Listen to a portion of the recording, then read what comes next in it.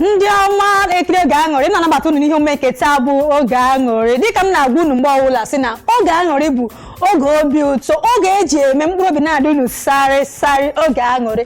Ya bụ mgbe ọbụla ị batara nnọọ n'ihe onyonyo gị, ịgbanye ihe onyonyo gị gabịafuzie oge aṅụrị, ịma na ịnụ obi bịa gabịa na aṅụrị gabịa fụ na ife niile gbasara ihe omume a bụ sọsọ ihe obi ụtọ, ihe obi aṅụrị n'ezie. Na nketa akpanụ anyị ga-enwe ihe dị iche iche nnọọ anyị ga-eji ụmụ ịntanet gist ga-esokwe ya, ihe ụmụ egwu dịka anyị na-ese ya n'ọnụ ya na nke ahụ ndị oyibo na-akpọ movie review. Ya bụ nnọọ anyị ga-abịa nnọọ tụchasị ụmụ ihe ndị a n'otu nnọọ ihe ahụ nweziri dịka m si na-ekwu ya sị na anyị nwere movie review na nke taa.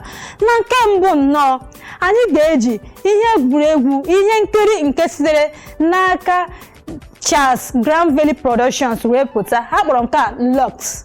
Ndị so mee ihe egwuregwu a bụ mmadụ dịka Hida Dokubo, Sonny Neji, Charles na onwe ya, Belinda Efe ya na ndị ọzọ dị iche iche nnọọ, Oven Abayomi, ha niile socha nnọọ n'ihe egwuregwu a na ndị ọzọ maka esi eme ihe egwuregwu ọfụma ha so nnọọ banye n'ime ihe egwuregwu a. Nke a bụ ihe egwuregwu ile picture quality ya, ife niile bara n'anya ihe na-gbasara ya bara n'anya, the storyline dị so perfect. Ya bụ nnọọ ị na-ekiri ya nnọọ ị ga-amasị na ị na-ekiri ihe nkiri nke dara nụ game ma ọ ga-abụ nke kwa akwụ n'anya ya. Dịka anyị na-ese mmiri na ọ na-eme anyị na-atụ ụkwa a na-ata akị, ụta ka esi kwuo esi ata ụkwa atabiri akị ọ na-aba.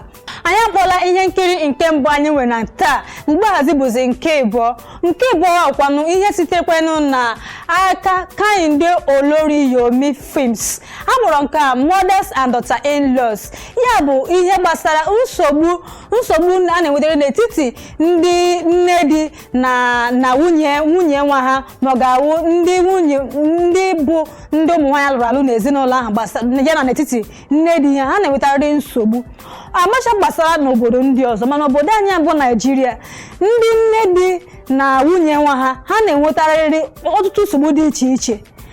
Ịgaziele nnọọ otu nwaanyị a Ebele Okarụ otu si nnọọ mezi interpret role nke ya nnọọ. Ya bụkwa ị na-ele anya nnọọ the cast alone ụtasị mee the cast wụ efi ya nnọọ ha mee the cast sitekwe banyezie na Kenneth Okoli ya na ndị ọzọ soro n'ime ihe egwuregwu a. Kehinde Oloriyomi na onwe ya kwasokwa n'ime ihe a. Ibebele nnọọ otu si nnọọ mezie the interpret the roles otu si mee nnọọ the storyline ife niile nọ na nnọọ ọ bara aba. Ha mere nnọọ ka the afa ihe nkiri a na the name na ihe niile nọ na ya wee mmegene match ya ihe bụ na-ele gasị wow na nke a bara aba. The picture quality dịkwa very okay dịka m si kwuo, the storyline ya dị so perfect, ihe niile gbasara na ya wụ dịka anyị si na-ekwu ya anyị si na-ewetara unu nnọọ. Anyị akpọla ihe nkiri dị iche iche ya bụ nke na-akpọ movie review. Anyị akpọla nke dịka Locked na nke mbụ, ozi ọzọ Mothers and Daughter-in-Laws, ya bụrụ akụkọ gbasara nne di na nye nwa. Anyị ga-abazi ugbu a na nke ịtọ a bụkwanụ Night Bus to Lagos. Nke a sitere n'aka Grand Touch Pictures. Movie nke akwanụ bezi mepụtazie ya na onye makwara mmanụ mepụtakwa ihe egwuregwu a na-akpọ Chiko Ejiro. Ihe egwuregwu a nnọọ egwuregwu nke ọ bara aba, the storyline dịkwa so perfect, ịbịakwa the pictures ọ dịkwa very perfect, the cast dịkwa so fantastic ma mkpoze n'okwu oyibo. Ndị sokwa na nke a bụkwa mmadụ dịka Pete Edochie. Onye na-elezi ugbu a dịka na mgbe ọ dịzie ka Pete Edochie na ọ naghị emezikwa ihe egwuregwu, mana nke a o so na nke a ma ịma ihe egwuregwu ọbụla tinyere Pete Edochie na ọ na-awụ ahịa ihe egwuregwu nnọọ nke na-asikwenụ n'aka Edak Productions. Akpọrọ nke a Rat Queens. Nke a bụkwa nke sitere n'aka Nwunye Olutayo Films. Mmadụ dịka Nwunye Olutayo so mee nke a, Jide Kosoko, Jide Susan Peters ya na ndị ọzọ na ha so nnọọ were mepụta. Tana Adela na nọkwa na ihe nkiri anọ. Ihe nkiri a bụkwa another one kwa nke na-akpọkwa nke a bụkwa under glamorous movie bara na-aba nnọọ nke bụ ị na-ele the storyline ọ bara aba, gaa na-elekwe the cast ọ bụkwache ga-edezie nnọọ belezie the picture quality ya ọ bara aba nnọọ dezi ugbu a ma gbabazie na nke a na-akpọ foreign movie. Nke a m ga-eji nnọọ were mechie akwụkwọ nke taa.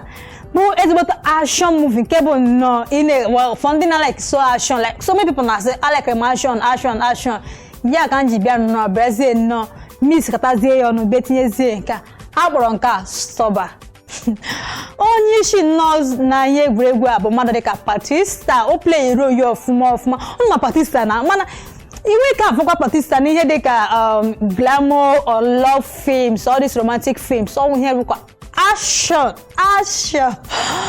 ya meziri ugbu a nọ anya bịa na njedebe nke a na-akpọ movie review dịka anyị na-akpọla nnọọ ụmụ ihe nkiri ise ahụ nnọọ kpọọ nke mbụ Lux, nke abụọ kpọọ ya Mothers and Daughter-in-Laws, kpọọ nke ịtọ Night Bus Lagos, kpọọ nke ịnọ Rat Queens, o wee buzie nke the last one buzie the fifth one nke ise ya wee buzie Stọba. Nke a bụ ka anyị ga-eji nọ were sachie akwụkwọ nke taa. Echefula na ị na-esoro anyị n'ụmụ social media anyị ha ije na Facebook anyị bụkwa Isimbido TV, ya bụ na Instagram anyị @Isimbido TV, ya bụ na Twitter anyị @Isimbido TV, ma YouTube anyị ga-anọkwa ya Isimbido TV. Ịchọzi ije na webụsaịtị anyị ije na www.isimbido.tv. N'onwe m kpọmkwem na Instagram @officialgeraldine_icon. Ebe a nnọọ ka ị ga-anọ soro anyị. Echefula sị na ihe ọbụla gbasara omume oge aṅụrị bụ oge a na-eji emetụ unu mmadụ ka m tukwuo ya na mbụ, ma n'izu ụka ọzọkwa ọ ga-adịkwa nnọọ kpọọ